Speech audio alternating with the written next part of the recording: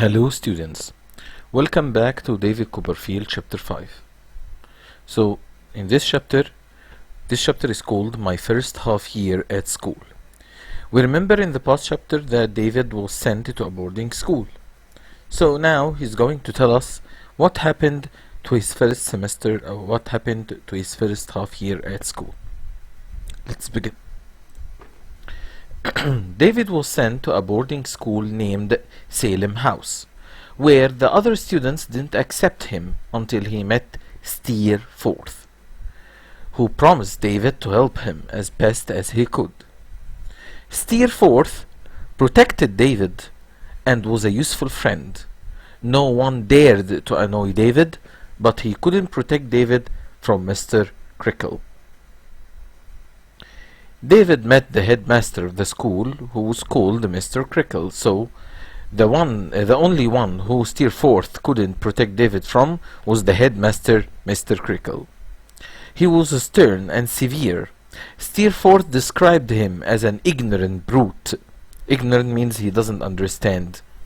Brute is a savage monster or a savage man who doesn't logically deal with other people. He just hit the people around him, who knew less than the lowest boy in the school.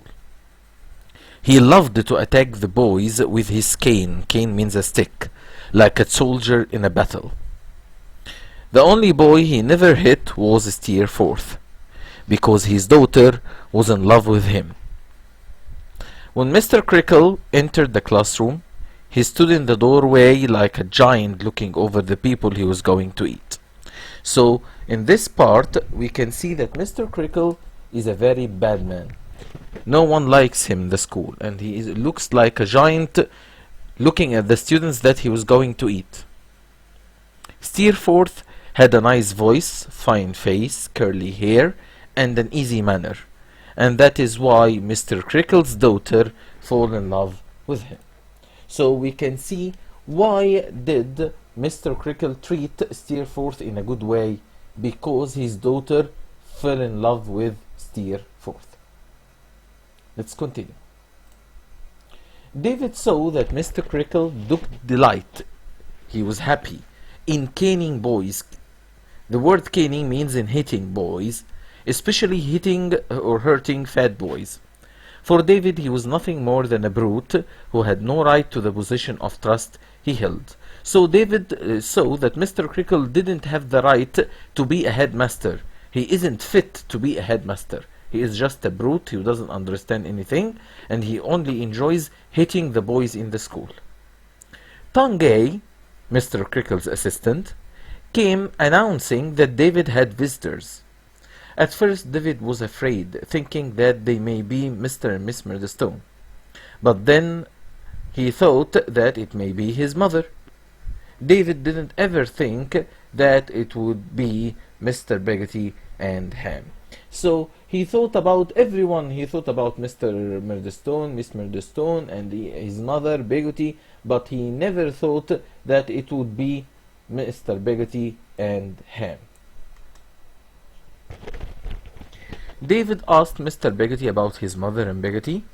There was some silence, so we can see here that Mr. Peggotty didn't know the answer or didn't know what to say. But then he finally told David that they are alright. Mr. Peggotty gave David a huge amount of seafood. David asked about Emily. They laughed and talked. Then David introduced Steerforth to them, and he went to his fellow schoolmates with the food he had. وبعدين رجع بقى الفصل بتاعه with the food he had. The boys had a great supper, and one of the boys got sick after eating too much. And when Mr. Crickle asked him about what happened, the boy refused to say, so Mr. Crickle caned him and hit him bad. Let's continue. David waited for the holiday, and though it seemed distant for him, distant means far away, because the school was a daily struggle for him, but David wanted to return home to his mother and Peggotty. David was afraid that no one would want him there, but he didn't care. All he cared about was seeing his mother again. Thank you guys for listening, and I'll wait for you to discuss the questions together. Bye bye.